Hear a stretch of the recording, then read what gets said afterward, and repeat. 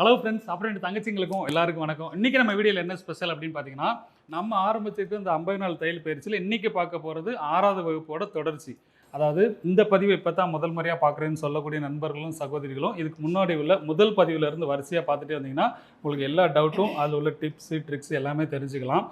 அதே போல் இதுக்கு முந்தின பதிவில் பார்த்தீங்கன்னா 6வது வகுப்பில் பாடி பீஸில் சைடு அட்டாச் பண்ணிட்டு ஷோல்டர்லாம் கம்ப்ளீட் பண்ணி முடிச்சிருந்தோம். ஸ்லீவ் ரெடி பண்ணும்போது ஒரு சின்ன கரெக்ஷன் வந்துச்சு. அந்த கரெக்ஷன் எதனால் வருது அப்படிங்கிறத உங்களுக்கு தெளிவாக சொல்லி காமிக்கணுங்கிறதுக்காக அந்த மாதிரி தைக்கக்கூடாது அப்படின்னு சொல்லி பிரித்தே காமிச்சோம் இல்லையா. அந்த மாதிரி சின்ன சின்ன மிஸ்டேக் வந்தாலும் நம்ம பிரிச்சிடணும் அப்படிங்கிறது உங்களுக்கு புரியணுங்கிறதுக்காகவே உங்களுக்காக லைவாக அதை பிரித்து திருப்பி சரி பண்ணுறதாக சொல்லியிருந்தேன். இந்த பதிவு வந்து 6வது வகுப்போட தொடர்ச்சி தான், சரியா? 7வது வகுப்பு கிடையாது, 6வது வகுப்போட தொடர்ச்சி தான். இதில் ஸ்லீவ் மட்டும் எடுத்து கம்ப்ளீட் பண்ணி அட்டாச் பண்ணி எவ்வளோ கரெக்டாக வருதுங்கிறத நீங்கள் பார்க்க போகிறீங்க. அதுக்கு முன்னாடி ராணி ப்ளவுஸை போட்டுட்டு வந்தாச்சு. நோட் பண்ணியிருப்பீங்களா? ராணி ப்ளவுஸு போட்டுட்டு வந்தாச்சு. இந்த ப்ளவுஸு அந்த ஸ்லீவ் மட்டும் தான் அட்டாச் பண்ணது பெண்டிங் இருந்துச்சு இல்லையா, அது எப்படி நம்ம அதை கரெக்ஷன் பண்ணி அட்டாச் பண்ணணும் அப்படிங்கிறது தான் இன்றைக்கி பதிவில் பார்க்க போகிறோம். ரைட்டா ராணி? இப்போ நீ தான் சொல்லலாம், ப்ளவுஸ் எப்படி இருக்குது உனக்கு? சூப்பராக இருக்குது, கரெக்டாக இருக்குது. கரெக்டாக இருக்கா? வேறு எதுவும் கரெக்ஷன் இருந்தால் நீ தாராளமாக சொல்லலாம். இந்த பின்னாடி மட்டும் லைட்டாக லூஸ் இருக்குது. லூஸ் அதாவது ப்ளவுஸை பொறுத்த வரைக்கும் பெண்களை திருப்திப்படுத்தவே முடியாதுங்கிறது 100க்கு 100% உண்மைங்கிறது ஈஸியாக புரிஞ்சிருக்கீங்கன்னு நினைக்கிறேன். ஏன்னா அதாவது எவ்வளோதான் நம்ம கரெக்டாக தைச்சிருந்தாலும் அது ஒரு குறை சொன்னால் தான் அவங்களுக்கு திருப்தியாக இருக்கும். ரைட்டா? அதே மாதிரி ஒரு கஸ்டமர் வந்து உங்கள்கிட்ட ஒரு ப்ளவுஸை கொடுத்துட்டு ப்ளவுஸ் எல்லாம் எனக்கு கரெக்டாக தான் இருக்குது, இந்த இங்கே கொஞ்சம் அந்த அங்கே கொஞ்சம் அப்படின்ட்டு ஒரு நூல் 2 நூலுன்னு சொல்லுவாங்க, அது நீங்கள் காதிலே வாங்கக்கூடாது. அந்த ஒரு நூல் 2 நூல் காதில் வாங்கினீங்கன்னா அந்த ப்ளவுஸ் வந்து வேறு மாதிரி போயிடும். அந்த ப்ளவுஸ் கரெக்டாக இருக்கிறதுனால தான் நம்மகிட்ட கொடுக்குறாங்க. ரைட்டா? அது வந்து துணியோட வாகு, அந்த ஒரு மெட்டீரியலோட வித்தியாசத்துக்காண்டி ஒரு சில சின்ன சின்ன கரெக்ஷன் வரும். ஆனால் ப்ளவுஸ் அவங்களுக்கு நல்லா இருந்தால் தான் அந்த ப்ளவுஸே நம்மளுக்கு அளவு கொடுப்பாங்க. ரைட்டா? அதில் முக்கியமான கரெக்ஷன் என்ன சொன்னாங்கன்னா கேட்டுக்கணும்னா, ஷோல்டர் இறங்குதான்னு கேட்டுக்கணும். ரைட்டா? அதே மாதிரி இந்த ஆம்பூல் அதிகம் லூஸ் வருதா அப்படின்னு கேட்டுக்கணும். கிராஸ் கரெக்டாக இருக்கான்னு கேட்டுக்கணும். ரைட்? இவ்வளோ தான். இதை தவிர்த்து வேறு என்ன சொன்னாலும் நம்ம வந்து அதை வந்து மைண்டில் போட்டு ஏற்றிக்கக்கூடாது. நெக்கு இறக்க சொல்கிறாங்களா இறக்கிக்கலாம், இல்லை நெக்கு கொஞ்சம் ஏற்ற சொல்கிறாங்களா ஏற்றிக்கலாம். அதில் மாதிரி ஃப்ரண்ட்டு நெக் இறக்கணுமா ஏற்றணுமா, இல்லை ஸ்லீவ் இறக்கணுமா ஏற்றணுமா, இந்த மாதிரி கரெக்ஷனை தான் நம்ம நோட் பண்ணிக்கணுமே தவிர இந்த மாதிரி இப்படி இருக்குது இப்படி இருக்குன்னு சொன்னால் இல்லை நீ இப்படியே கை வச்சுக்கிறா, நீ நல்லாயிருக்கும். சொல்றோம் இறக்காது. என்னங்க இது, ஒரு கரெக்ஷன் சொன்னால் இப்படியா சொல்லுவாங்க? சரி இல்லை அந்த மாதிரி கிடையாது. கரெக்ஷன் அவங்க சொல்லாத அளவுக்கு தான் நம்ம பண்ணணும். இதில் லைட்டாக லூஸ் வருது இல்லையா. இப்போ இது பார்த்தீங்கன்னா துணி வந்து நல்லா ரஃப்பான துணி. இந்த ரஃப்பான துணி சொல்லும்போது அதில் வந்து அவ்வளோதான் அமைப்பு வரும். இதே இது கொஞ்சம் சாஃப்டான துணினா உடம்போடு இன்னும் நல்லா ஃபிட் ஆகிக்கிறோம். இன்னொரு முக்கியமான விஷயம், ராணி வந்து ஃபுல் டைட்டில் ப்ளவுஸ் போடாது. போட மாட்டேல்ல, அதுக்கு சொல்லு முதலங்க. ஃபுல் டைட் போடலைனாலுமே எல்லா பக்கம் கரெக்டாக தான் இருக்குது. கரெக்டாக தான் இருக்குது. ஏன்னா எல்லாருமே வந்து ஃபுல் டைட்லலாம் போட மாட்டாங்க. அந்த மெட்டீரியலுக்கு ஏற்ற மாதிரி கொஞ்சம் ஃப்ரீயாக போடுற மாதிரி இருக்கும். அப்போ லைட்டாக லூஸ் வரதெல்லாம் ஒரு பெரிய பிரச்சனை இல்லை. மற்றபடி கம்ப்ளீட் 100% சொல்ல முடியாதா? சூப்பராக இருக்குது. சூப்பராக இருக்கா? நல்லா இருக்கா? கரெக்டாக இருக்கா? எந்த கரெக்ஷன் இல்லை. Right, okay. சரி, அப்போ கரெக்டாக இருக்கான். இதே மாதிரி நீங்களும் ட்ரை பண்ணி பார்த்துருப்பீங்க. எந்த அளவுக்கு கரெக்டாக இருக்குன்னு கமெண்ட்ஸில் தெரியப்படுத்துங்க. சப்போஸ் ராணி போட்டிருக்கிற ப்ளவுஸில் உங்களுக்கு என்ன கரெக்ஷன் இருந்தாலும் அதை நீங்கள் என்னோடய கமெண்ட்ஸில் தெரியப்படுத்தலாம். சப்போஸ் இதில் என்ன பண்ணலாம், இந்த மாதிரி மெட்டீரியலுக்கு என்ன பண்ணலாம், இல்லை கொஞ்சம் நைஸான மெட்டீரியலுக்கு என்ன பண்ணலாம் அப்படிங்கிற டவுட் இருந்தாலும் தாராளமாக கேட்கலாம். அதே மாதிரி எங்களோட வாட்ஸ்அப் நம்பர் நிறைய பேருக்கு தெரியும். அப்படி தெரிஞ்சிருந்தும் இன்னும் புதுசாக வர்றவங்க வந்து வாட்ஸ்அப் நம்பர் கேட்டுகிட்டே இருக்கிறீங்க. அதையும் நான் சொல்லிடுறேன். ஏன்னு கேட்டிங்கன்னா, இப்போ புதுசாக வர்றவங்களுக்கு வந்து நம்ம பேட்டர்ன் சேல்ஸ் பண்ணுறது யாருக்குமே தெரியறதில்ல. அதாவது ப்ளவுஸோட எல்லா சைஸ் பேட்டர்னும் 28 சைஸ்லேருந்து 50 சைஸ் வரைக்கும் மொத்தம் 12 சைஸு பேட்டர்ன் இருக்குது. அந்த பேட்டர்ன் வந்து ஒரு பேப்பர்லேயோ இல்லை ஒரு சீட்லேயோ கிடையாது. இது வந்து பிளாஸ்டிக் சீட்டில் தான் நான் வந்து கட்டிங் பண்ணி உங்களுக்கு சேல்ஸ் பண்ணுறேன். அது உங்களுக்கு தேவையானவங்க தாராளமாக நீங்கள் வாங்கிக்கலாம். ஏன்னு கேட்டிங்கன்னா, தன்னோட தேவையை பூர்த்தி பண்ணுறதுக்கு டக்குன்னு ஒன்று கட் பண்ணி மார்க் பண்ணுறதுலாம் கொஞ்சம் டைம் எடுக்குது அப்படின்னு நினைக்கிறவங்க அந்த பேட்டர்ன் வாங்கினீங்கன்னா போட்டு டக்குன்னு மார்க் பண்ணி கட்டிங் போட்டு எடுத்து நீங்கள் தைக்கிறதுக்கு ஈஸியாக இருக்கும். ஆனால் குறிப்பு அதில் எந்த ஒரு மார்க்கோ அடையாளமோ பண்ணி தரமாட்டேன். ஏன்னு கேட்டிங்கன்னா, எல்லா மார்க்கும் பண்ணி எல்லா அடையாளமும் பண்ணி நான் கொடுத்துட்டேன்னா செம்பரியாடு மாதிரி ஆகிடுவீங்க. அதாவது எதுவுமே புரியாது. போய் மேய்ச்சிக்கிட்டு தின்னுக்கிட்டே இருக்கணும் அப்படின்றது தான் தெரியும் தவிர சைடில் இல்லை என்ன பண்ணணும் ஏது செய்யணும் எதுவுமே தெரியாது. அந்த மாதிரி ஒரு சூழ்நிலை இல்லாமல் நம்மளுக்குன்னு ஒரு சுயமாக ஒரு சிந்தனைகள் வரணும். கட்டிங் இப்படி தான் போடணும் அப்படிங்கிற பேட்டர்ன் வந்து உங்களுக்கு கொடுத்துருவேன். ஒரு ப்ளவுஸ் இப்படி தான் அமைப்பு வரணுங்கிறதுக்கு பேட்டர்ன் கொடுத்துருவேன். அதில் அந்த டாட் எவ்வளோ பிடிக்கணும், அந்த ஆம்கோல் எவ்வளோ பிடிக்கணும், சைடு எவ்வளோ உயரம் வைக்கணும் அப்படிங்கிறதெல்லாம் நீங்கள் சிந்திக்கணும். அப்போ தான் உங்கள் சைஸு தவிர மற்றவங்களுக்கு தைக்கும்போது அந்த அட்ஜஸ்ட்மெண்ட்டை உங்களுக்கு கண்டுபிடிக்க முடியும். ஏன்னா எல்லாரோட உடம்பும் ஒரே மாதிரி இருக்காது. ஒவ்வொருத்தவங்களுக்கும் ஒவ்வொரு வித்தியாசங்கள் இருக்குது. அந்த வித்தியாசங்களை நாம் உணர்ந்தால் மட்டும்தான் கரெக்டாக தைக்க முடியும். என்ன ராணி? ஆமாங்க. கரெக்டாக சொல்லிட்டேனா? கரெக்டா? கரெக்ட் தான். ரைட்டா? ரைட்டு. வீடியோல நிறைய இதெல்லாம் சொல்கிறீங்களா? ஆமாம். அதனால் முடிஞ்ச வரைக்கும் அந்த பேட்டர்ன் வாங்கிக்கோங்க. அந்த பேட்டர்ன் உங்களுக்கு தேவைப்பட்டால், அதாவது கடை வச்சுருக்கிறவங்க பேட்டர்ன் வாங்கி யூஸ் பண்ணாதீங்க. அது வந்து உங்களுக்கு வந்து நிறையா விஷயங்கள் தெரியாது. அதாவது எப்படின்னா, இப்போ ஒரு நம்ம ஃபோனில் உதாரணத்துக்கு ஃபோனில் வந்து எல்லாரோட நம்பரும் வச்சுருப்போம். யாருக்கு ஃபோன் பண்ணுறோங்கிறது டக்குன்னு எடுத்துருவோம். ஆனால் அவங்க நம்பர் சொல்ல தெரியாது இல்லையா? அதே மாதிரி என்ன சைஸு தைக்கணுங்கிறது வந்து எடுத்துருவோம். அந்த பேட்டர்ன் எடுத்துருவோம். அதில் உள்ள கரெக்ஷன் எதுவுமே நம்மளுக்கு புரியாது. அதாவது எந்த அளவுக்கு கூட்டணும் குறைக்கணுங்கிறது எதுவுமே புரியாது. அதனால் சொந்தமாக கடை வச்சுருக்கிறவங்க பேட்டர்ன் வாங்கி யூஸ் பண்ணாதீங்க. அது வந்து உங்களுக்கு வந்து பின்னோக்கி போகிற மாதிரி ஆயிடும். உங்களுக்கு வந்து நிறைய சிந்திக்கிற திறமை இல்லாமல் போயிடும். அதாவது எழுந்து ஒரு கரெக்ஷன் பண்ண தெரியாது. அதாவது இதை அப்படியே போட்டு கட் பண்ணி அப்படியே எடுத்துடுற மாதிரி தான் இருக்கும். அப்போ அவங்க போட்டு காட்டும்போது எங்கெங்கே லூஸ் எங்கெங்கே டைட் இருக்குது அப்படிங்கும்போது அது என்ன பண்ணணும்னே தெரியாமல் போயிடும். அதனால் கடை வச்சுருக்கிறவங்க பேட்டர்ன் வாங்குறத தவிர்த்துக்கோங்க. தன்னோட தேவைக்கு பூர்த்தி செய்யக்கூடியவங்க இந்த மாதிரி பேட்டர்ன் வாங்கி யூஸ் பண்ணிக்கோங்க. நீங்கள் எந்த ஊரில் இருந்தாலும் சரி, எந்த ஸ்டேட்டில் இருந்தாலும் சரி, எந்த நாட்டில் இருந்தாலும் சரி, உங்களுக்கு டெலிவரி பண்ணுறதுக்கு நாங்கள் வெயிட் பண்ணிகிட்டே இருக்கிறோம். குறிப்பாக என்னோடய ஃபோன் நம்பர் கேட்டிங்க இல்லையா ராணி? உன்னோட நம்பர் கொடுத்துருவா? ஏற்கனவே கொடுத்துருக்குறேன், எல்லாருக்கும் தெரியும். திரும்பவும் நான் சொல்கிறேன். 733-960-661 இந்த நம்பருக்கு நீங்கள் கால் பண்ணி கேட்டுக்கலாம். இல்லை வாட்ஸ்அப் நம்பரில் நீங்கள் மெசேஜ் பண்ணியும் கேட்டுக்கலாம். அதாவது ஃபோன் பண்ணி சில டைம் அட்டன் பண்ணல அப்படின்னு நிறைய பேர் சொல்கிறீங்க இல்லையா? எல்லா டைமும் அட்டன் பண்ணிகிட்டே இருக்க மாட்டாங்க. ஏன்னா ஒரு சில நேரம் வீடியோ அந்த மாதிரி வீடியோ போடுற நேரம் பார்த்திங்கன்னா ஃபோனை சைலண்டில் போட்டிருப்போம்.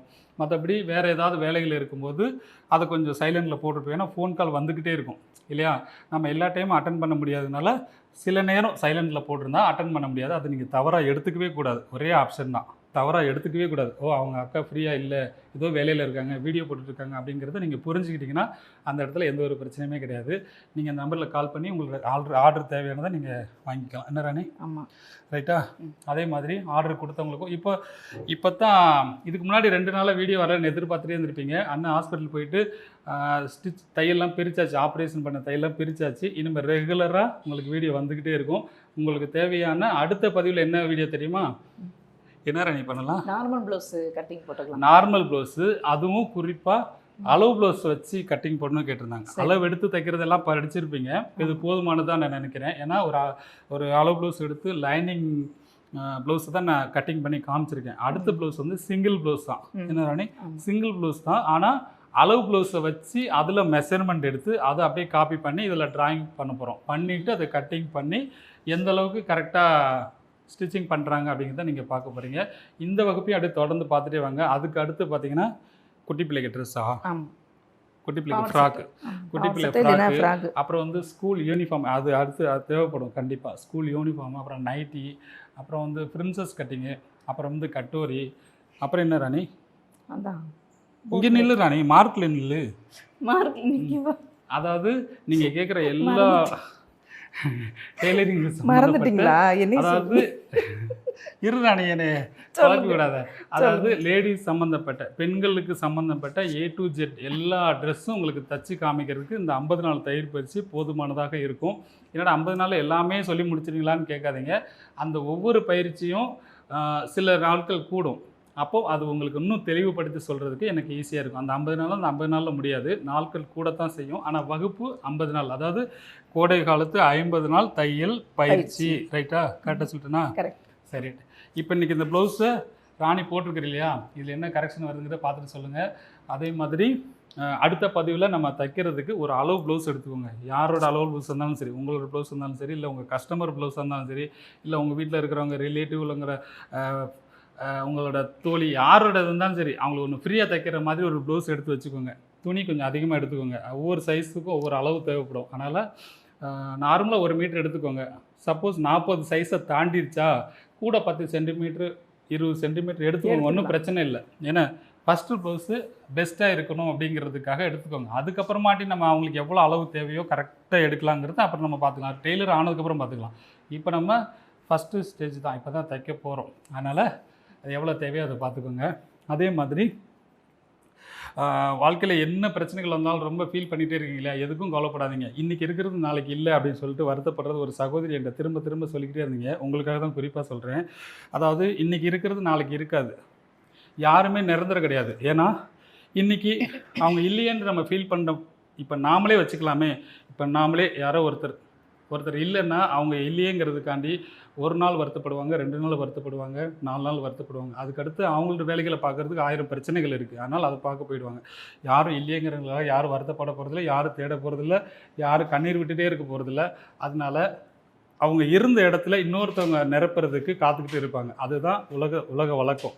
அதனால் எந்த ஒரு சூழ்நிலையும் எதுவும் தவிர்க்கப்படும் போது, அதாவது இல்லாத நிலை வரும்போது அந்த சூழ்நிலையை மாற்றி அமைக்கிறதுக்கு நாம் பக்குவப்படுத்திக்கணும். நான் சொல்கிற விஷயம் உங்களுக்கு புரியும்னு நினைக்கிறேன்.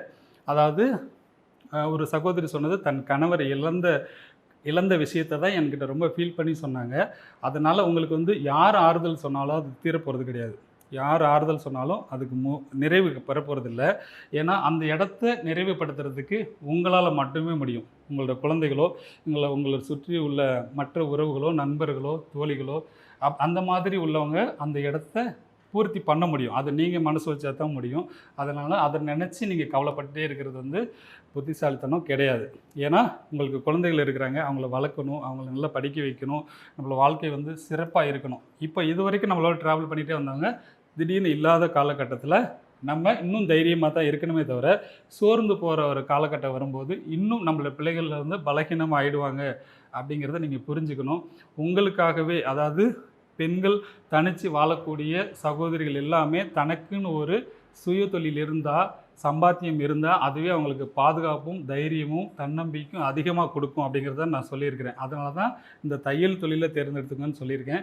முடிஞ்ச வரைக்கும் தையல் தொழில் தேர்ந்தெடுக்கிறது புத்திசாலித்தனம். அதை தேர்ந்தெடுக்கலைங்கிறது முட்டாள்தனம் கிடையாது. அதை தேர்ந்தெடுத்துக்கிட்டிங்கன்னா எப்பயாவது உங்களுக்கு கை கொடுக்கும். இப்போ நீங்கள் வேறு ஏதாவது உங்களுக்கு ஒரு நல்ல பெரிய ஜாப்பில் கூட இருக்கலாம்.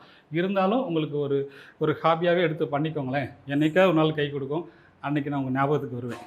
என்ன ராணி? ஆமாம் ஆமாம், கரெக்டாக சொல்லிட்டேன்னு நினைக்கிறேன். அந்த சகோதரிக்கு என்னால், அதாவது என்னோடய ஃபோன் மூலிமா நான் உங்களுக்கு தகவல் இந்த மாதிரி மெசேஜ் சொல்லிட்டேன். இந்த மாதிரி நிறையா பேர் இருக்கிறாங்க இல்லையா, அவங்களுக்கும் இந்த மாதிரி ஒரு தகவல் ஒரு மனசில் ஒரு தைரியத்தையும் ஒரு தன்னம்பிக்கையும் கொடுக்குங்கிறதுக்காக இந்த வார்த்தைகள் உங்களுக்கு சொல்லியிருக்கேன். ரொம்ப நேரம் பேசிட்டேனா? அப்படித்தான் பேசுவீங்க. அப்படித்தான் பேசுவேன். அப்புறம் எது கேட்குறீங்க? சரி, ரைட். இப்போ வீடியோக்குள்ள போகலாமா? இந்த சட்டையை எப்படி தைச்சோங்கிறது அப்படியே பின்னாடி போய் பார்த்தோன்னா தெரிஞ்சு போயிடும். போமா? பிரகாஷ் ரெடியாக காத்துட்டு இருக்காப்புல, தச்சு முடிச்சுட்டு தான் காத்திருக்காப்புல. நம்ம பின்னாடி போய் எப்படி தைச்சாங்கிறத பார்க்கலாம். அங்கே வீடியோக்குள்ளே போகலாம். இப்போ இதுக்கு முந்தின பதிவில் நம்ம பாடி பீஸ் ஃபுல்லாக கம்ப்ளீட் பண்ணி முடிச்சிட்டோம். அதுக்கப்புறம் நம்ம ஸ்லீவ் ரெடி பண்ணி அட்டாச் பண்ணிட்டா ப்ளவுஸ் ஃபுல்லாக கம்ப்ளீட் ஆகிடும். ஆனால் அதில் ஒரு சின்ன மிஸ்டேக் பண்ணிட்டோம். ஒரு சின்ன மிஸ்டேக் தான், அதை அப்படியே அட்ஜஸ்ட் பண்ணி தச்சிருக்கலாம். இருந்தாலும் உங்களுக்கு அது விளக்கமாக சொல்லணும், இந்த மாதிரி தச்சு அந்த மாதிரி பிரச்சனைகள் வரும் அப்படிங்கிறது உங்களுக்கு தெளிவாக சொல்லணுங்கிறதுக்காக நாங்கள் அதை பிரிச்சுட்டு திரும்பி உங்களுக்கு ஃபஸ்ட்லேருந்து தச்சு காமிக்க போகிறோம். இந்த ஸ்லீவ் ஏன்னா ஸ்லீவில் தான் நிறைய பேருக்கு பிரச்சனை வரும் இல்லையா. ஏன்னா அந்த ஆம்கோல் ஜாயிண்ட்டு, அந்த ஷோல்டர் ஜாயிண்ட்டு, சைடு ஜாயிண்ட் எல்லாமே அந்த இடத்துல மேட்ச் ஆகிறதுனால நிறைய பேருக்கு அது கொஞ்சம் கஷ்டமாக இருக்குங்கிறதுனால அதை பிரிச்சுட்டு திரும்பி உங்களுக்காக தைச்சி காமிக்க போகிறாங்க. அதை அப்படியே ஃபாலோ பண்ணுங்கள். வாங்க பக்கத்தில். இப்போ நம்ம நல்லா பாருங்கள், ஸ்லீவை ஃபுல்லாக பிரித்தாச்சு. இப்போ ஃபஸ்ட்டில் அந்த சென்ட்ரு என்ன பிரகாஷ், சென்ட்ரு அறுக்காத்து கனெக்ட் பண்ணி கரெக்டாக திருப்பி ஃபஸ்ட்லேருந்து வச்சுக்குவோம்.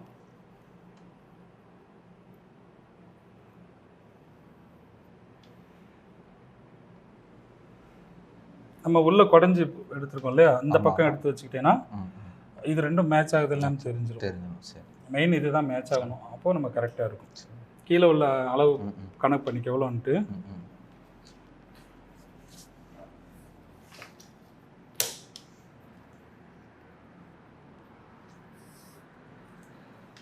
கீழே உள்ள அளவு எவ்வளோ? 4.5 இன்ச்சு. 4.5. இன்னும் கொஞ்சம் லூஸ் வச்சுக்கோ. 4.5 ஒரு புள்ளி வச்சா போகுமா? 4.75 வைக்குவோம். 4.75 வச்சுக்கோ. இப்போ நம்ம இங்கே 4.75 வைக்கிறோம், அதுக்கு மேலே எப்படி அளவு வைக்கிறது? 4.75 இருக்கு இல்லையா, அதே இங்கே 4.75 வந்துருச்சுன்னா இங்கே சின்ன மார்க் பண்ணேன். ஆனால் இங்கேருந்து 1.5 இன்ச் வைப்போம். அந்த 1.5 1.5 இன்ச்சுங்கிறது வந்து இந்த 5 இன்ச்லேருந்து 1.5 இன்ச் வைக்கணும். இப்போ இங்கேருந்து கணக்கு பண்ணுவோம், அதாவது 1.5 மேலே ஏறிடும், கை டைட் ஆயிடும். அதனால் இந்த கை நீளம் இருக்குல்ல, ஷோல்டர்லேருந்து 5 இன்ச்சு கனெக்ட் பண்ணி இவங்களுக்கு இங்கே கை சுற்றல எவ்வளோ வருதோ அதுலேருந்து 1.5 இன்ச்சு கூட்டினோம்னா அந்த ஆம்கோல் கரெக்டாக வந்துடும். சரி, ரைட்டா? இப்போ இவங்களுக்கு வந்து இங்கே 6 இன்ச்சு கை சுற்றல், கை சுற்றல் வந்து 6 இன்ச்சு, சாரி 11 இன்ச்சு, 5.5 இன்ச்சு. இந்த 5.5னா இங்கே 5.5 ப்ளஸ் 1.5 சேர்க்கும்போது எவ்வளோ இருக்குது? 7 இன்ச்சு. இந்த 7 இன்ச்சு தான் இங்கே வரும். சரி, ரைட்டா? இது கை லென்த்து கைன்றதுனால. ஆனால் ஏன்னா இங்கேக்கு வித்தியாசம் இருக்கும் இல்லையா, அதனால அந்த 2 அளவு எடுத்துக்கிறோம். சரி சரி. இப்போ இங்கே இருக்குன்னா இப்போ இங்கேருந்து நம்மளுக்கு அந்த கையோட என்ன அளவோ, அதாவது அவங்களுக்கு கை 5 இன்ச்சு, அந்த 5 இன்ச்சில் இருந்து அவங்களோட கை சுற்றளவு வந்து 6 இன்ச்சு வருது, 5.5 இன்ச்சு வருது. அந்த 5.5 இன்ச்சு மார்க் பண்ணிட்டு அதுலேருந்து 1.5 இன்ச்சு சேர்த்து அந்த ஆம்கோல் வந்துடும். இப்போ 5ங்கிறது 7 இன்ச்சு வரைக்கும் கனெக்ட் பண்ணிட்டு அதில் 1.5 கூட்டினாலும் சரியாக தான் வரும். அது 7 தாண்டும் போது அந்த அளவு வித்தியாசம் வந்துடும். அப்போ 7 இன்ச்சு உயரம், 7 இன்ச்சு வரைக்கும் நம்மளுக்கு அந்த 1.5 இன்ச்சு கூட்டிக்கலாம், சரியாக வந்துடும். இப்போ இந்த பீஸில் எதுவும் வச்சு பார்க்கலாமா, இல்லை அப்படிலாம் வேண்டியது இல்லையா? இது அளவு பீஸில் வச்சு பார்த்தோன்னா இன்னும் கொஞ்சம் ஈஸியாக இருக்கும், நல்லா கரெக்டாக இருக்கிற மாதிரி தெரியும். சரி, பீஸில் வச்சு பார்க்குறது கரெக்டாக இருக்குமா, இல்லை நம்ம அளவு எடுக்கிறதே? இல்லை, அந்த 1.5 இன்ச்சு நம்ம மேட்ச் பண்ணுறது 100% சரியாக இருக்கும். அவங்களோட உடல் வாக்கு கொஞ்சம் வித்தியாசப்படும் இல்லையா, அந்த உடம்புக்கு ஏற்ற மாதிரி கை அளவு இல்லாத பட்சத்துக்கு அது வித்தியாசம் வரும். அப்போ நம்ம அந்த பாடி பீஸோட அளவு கனெக்ட் பண்ணி இங்கே ஒரு சின்ன மார்க் பண்ணிட்டோம்னா சரியாக வந்துடும். சரி, நம்ம இப்போ அளவு வச்சுருக்கோம், பாடி பீஸ் வச்சு பார்க்கணும், இல்லை எப்படியே தச்சிடலாம்? அப்படியே தச்சுட்டு அதை மேட்ச் பண்ணி பாரு, அந்த டிஃப்ரெண்ட் வச்சுன்னா ஒரு தையல் போட்டுக்கலாம்.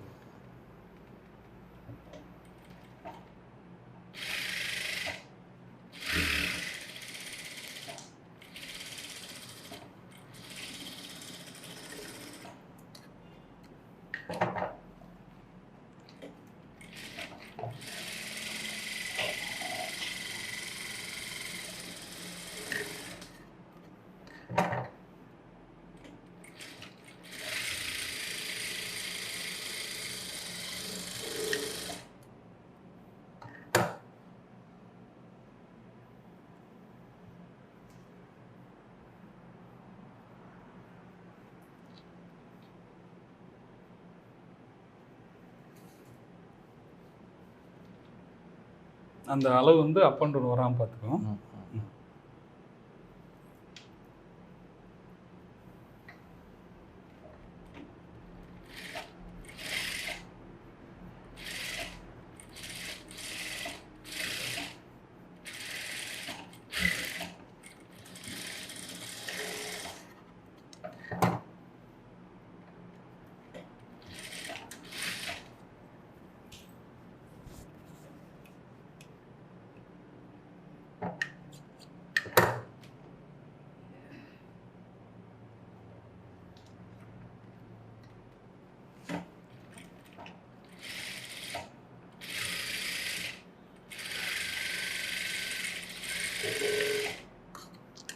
அந்த இடத்துல வந்து 3 தையல் தானே போடுவேன். ஆமாம், 3. சரி,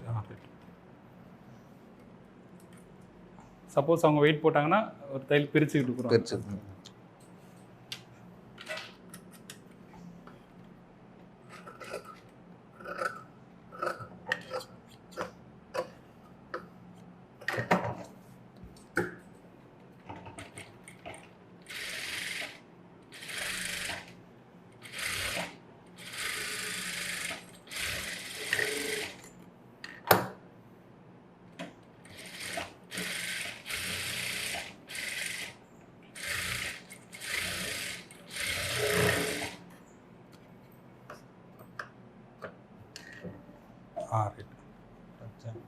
இதில் வந்து நம்ம துணி அதிகமாக வச்சு தைக்க முடியாது, அதனால தேவையில்லாத துணியை எக்ஸ்ட்ரா வெட்டி விட்டுடலாம். ஏன்னா ரவுண்டு தையல் தானே போடுறோம், அதனால வெட்டிடலாம். எவ்வளோ வெட்டணும், ஒரு இதுலேருந்து எவ்வளோ இருக்கலாம், அந்த நம்ம போட்டு 1 இன்ச் இருந்தாலே போதும். 1 இன்ச் இருந்தாலே போதுமானது. 2 கையும் ஒரே அளவு இருக்கான்னு லைட்டாக செக் பண்ணி பார்த்துக்கோம். இல்லை எதுவும் டிஃப்ரெண்ட் இருந்துச்சுன்னா லைட்டாக கொஞ்சம் ஒரு தையல் போட்டுக்கோ.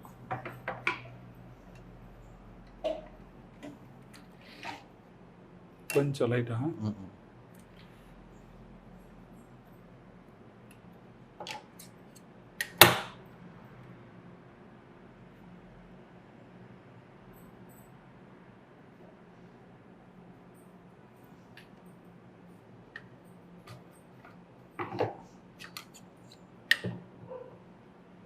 சதக்கு சதக்குன்னு கோர்க்க வேண்டாமா? ரைட்.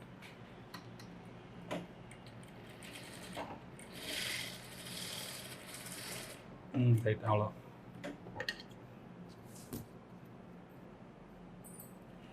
இப்போ ஸ்லீவ் இந்த ரெண்டு தையல் கொஞ்சம் வித்தியாசம் இருந்ததுனால இந்த தையல் விட்டுருக்கோம். வேற ஒன்றும் வேற ஒன்றும் இல்லை. இந்த கை திருப்பிக்கும் வெளிப்பக்கம், திருப்பின உடனே இந்த உள்ள குடஞ்சது இருக்கு இல்லையா, அது முன்பக்கம் இருக்கிற மாதிரி இப்படி வச்சுக்கோங்க.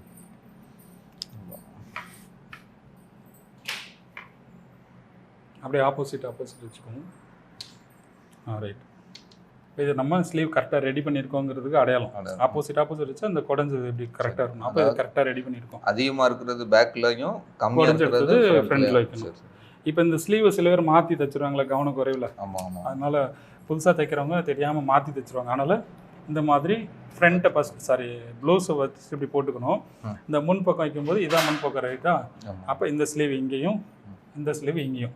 அப்போ ஏதாவது ஒரு ஸ்லீவ் தைக்க ஆரம்பிச்சிட்டுன்னா இன்னொரு ஸ்லீவ் ஆட்டோமேட்டிக்காக கரெக்டாக தான் இருக்கும். அப்போ இந்த பக்கம் ஸ்லீவ் ஃபஸ்ட்டு எடுத்துக்குவோம். எடுத்துகிட்டு இந்த இருக்கு இல்லையா, இதை தைக்கிறதுக்கு நிறைய பேருக்கு தெரியாது. உனக்கு தெரியும், இருந்தாலும் நான் சொல்கிறேன். இந்த மாதிரி ஸ்லீவ் வச்சுட்டு இதை இப்படி ரெண்டு இப்படி ஒன்றா அணிச்சிக்கணும். அணிச்சிட்டு இந்த இருக்கு இல்லையா, இந்த ஷோல்டர் புக் எடுத்து ஷோல்டர் இப்படி கொண்டு வந்துடணும். உள்ள இப்படி கொண்டு வந்துட்டு இந்த ரெண்டு ஜாயிண்ட்டு, ஆம்கோல் ஜாயிண்ட் ரெண்டு, அந்த ப்ளவுஸ் அந்த பாடி பீஸ்லையும் சரி ஸ்லீவ்லையும் சரி ரெண்டையும் மேட்ச் பண்ணி வச்சுட்டு இந்த ஷோல்டர் இருக்கு இல்லையா, இந்த ஷோல்டரும் இதில் அர்க்காத் பண்ணியிருப்போம்ல, இந்த ரெண்டையும் மேட்ச் பண்ணிக்கணும். பண்ணிவிட்டு சும்மா இப்படி லைட் அப்படி இழுத்து பார்த்தோம்னா நமக்கு கரெக்டாக இருக்கா இல்லையா அப்படின்னு தெரியும்.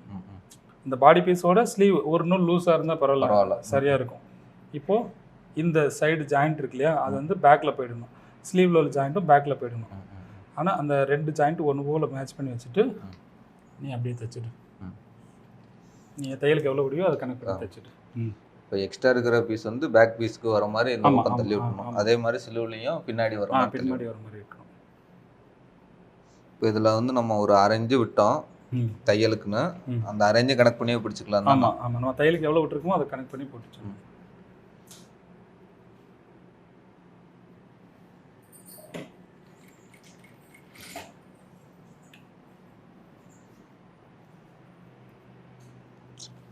இப்போ நான் புதுசானா இப்போ நெட்டில் ஏற்றுறது ஈஸியாக இருக்கும். இது எப்படி ரவுண்டில் ஈஸியாக ஏற்றுறது? இது மெல்ல தான். அதாவது ரவுண்டில் தைக்க பழகிட்டோம்னா நெட்டில் தைக்கிறது இன்னும் ஈஸி தான். ஈஸியாக இருக்கும். அந்த அது தைக்கிறதுக்குன்னு பழக வேண்டியதே இல்லை, அது ஈஸியாக நமக்கு புரிஞ்சிடும். ப்ராப்பராக படிக்கிறதுனா இதுதான் முறையான பயிற்சிங்கிறது வந்து ரவுண்டு தையல் தான். அதுதான் ஃபிட்டிங் நல்லாயிருக்கும். மற்றபடி சுடிதார் இந்த சின்ன பிள்ளைங்க ட்ரெஸ்ஸு போகிற நம்ம ஸ்ட்ரெயிட் தையலே தைச்சிக்கலாம். இது வந்து உடல் அமைப்புக்கு கரெக்டாக ஃபிட் ஆகணும் அப்படின்னா ரவுண்டு தையல் தான். ரவுண்டு தையல் தான். அப்போ நம்ம ஆரம்பத்துலேருந்தே ரவுண்டை பழகிக்கணும். ஆமாம், ஆரம்பத்துலேருந்தே ரவுண்டு தையல் பழகிறது ரொம்ப பெஸ்ட்டு.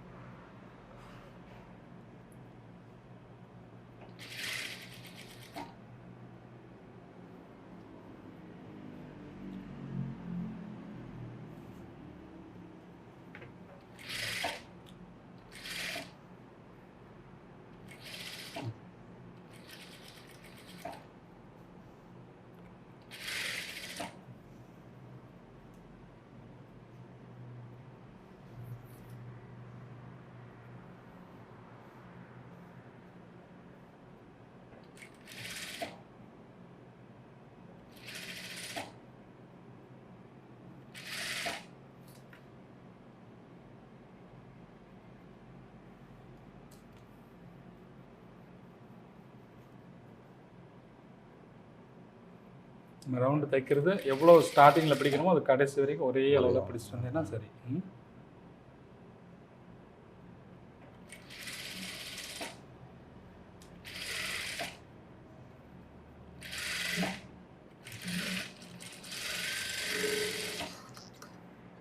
சரியா?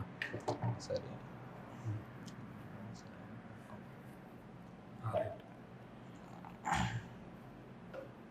இப்போ ஸ்லீவ் அட்டாச் பண்ணியாச்சு. இந்த இருக்குல்லையா, இந்த ஜாயிண்ட் ரெண்டும் கரெக்டாக மேட்ச் பண்ணி தைச்சிருக்காப்லையா, இதே மாதிரி தான் அந்த ப்ளஸ் வந்து கரெக்டாக மேட்ச் ஆகணும். அப்போ தான் அந்த ஆம்கோல் உங்களுக்கு கரெக்டாக செட் ஆகும். இல்லைன்னா கை திருகின மாதிரி இருக்கும். ரெண்டாவது இந்த இருக்குல்லையா ஸ்லீவ், இந்த கட்டிங் வந்து நல்லா அமைப்பு பார்க்கும்போதே தெரியணும். அந்த அமைப்பு நல்லா இருந்துச்சுனாலே சப்போஸ் ப்ளவுஸில் அங்கங்கே சுருக்கம் இருந்தால் கூட பார்க்குறதுக்கு நல்லாயிருக்கும், நீட்டாக இருக்கும். ஃப்ரண்ட்டில் தைக்கும் போதும் அதே மாதிரி தான் இல்லையா? Right, correct. இந்த ஃப்ளீட், இந்த டாட் வர இடத்துல ஃபீட் வர அளவுக்கு பார்த்துக்கணும். ரைட். அப்போ ஃபுல் டைட் போடும்போது அது நல்லா அமைப்பை உட்காந்துக்கிறோம். இப்போ இந்த பக்கம் ஜாயின் பண்ணியாச்சா, அதே மாதிரி இந்த சைடு இது நீ ஏன் ஜாயின் பண்ணிக்கோ.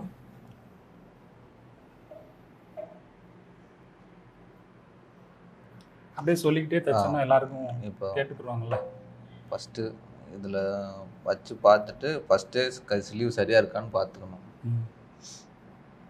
இந்த சென்டர் ஜக்கா பிடிச்சிட்டு இந்த ஷோல்டர் ஜாயிண்ட்டும் இந்த ஆம்கோல் ஜாயிண்ட் வச்சோம்னா நமக்கு தெரிஞ்சிடும். இப்போ இதில் எதுவும் கை கொஞ்சம் கூட இருக்குது, பாடி கொஞ்சம் கூட இருக்குது, அதாவது ஸ்லீவ் கூட இருந்தால் பிரச்சனை இல்லை, நமக்கு அட்டாச் பண்ண நல்லா ஈஸியாக இருக்கும். பாடி கூட இருந்துச்சுன்னா கண்டிப்பாக நம்ம ஸ்லீவ் வந்து சரி பண்ணுவோம். ஆமாம்.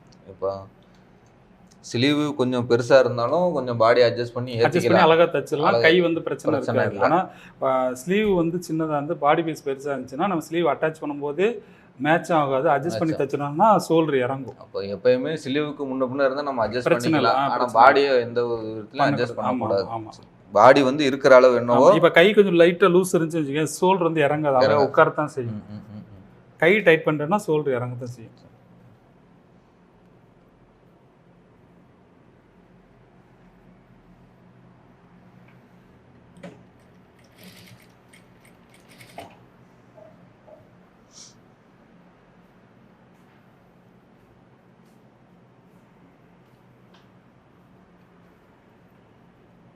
உனக்கு ஸ்ட்ரைட்டாக தைக்கிறது ஈஸி இருக்கா, ரவுண்டாக தைக்கிறது ஈஸி இருக்கா? எனக்கு ஸ்ட்ரைட்டாக தைக்கிறத விட ரவுண்டாக தைக்கிறது தான் ஈஸியாக இருக்குண்ணா. என்ன காரணம்னு கேட்டிங்கன்னா, அந்த ஜாயிண்ட் வந்து எப்பயுமே அந்த ஸ்ட்ரைட்டில் மேட்ச் ஆகலை. இதில் வந்து நம்மளுக்கு பிரச்சனை இல்லை. கொஞ்சம் ரவுண்டு சுற்றுறதுக்கு ஒரு மாதிரி இருக்கும், ஆனால் ஈஸியாக மேட்ச் பண்ணலாம். ஸ்ட்ரெயிட் டைலோட நம்மளுக்கு ரவுண்ட் டைல் நல்லா இருக்கு, தைக்கிறதுக்குமே ஈஸியாக இருக்கு.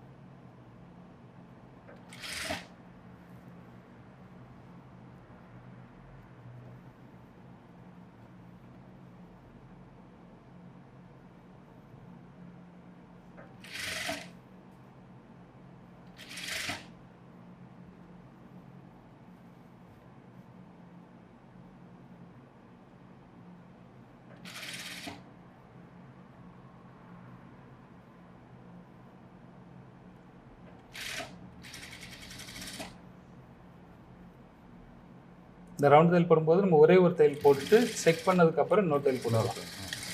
ஏன்னா எதுவும் சின்ன மிஸ்டேக் எதுவும் இருந்துச்சாலும் நம்ம சரி பண்ணுறதுக்கு ஈஸியாக இருக்கும்.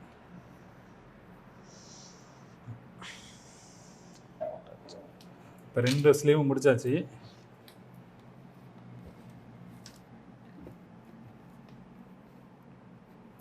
அதே போல் இங்கேயும் ஜாயிண்ட் கரெக்டாக மேட்ச் ஆகிருக்கு.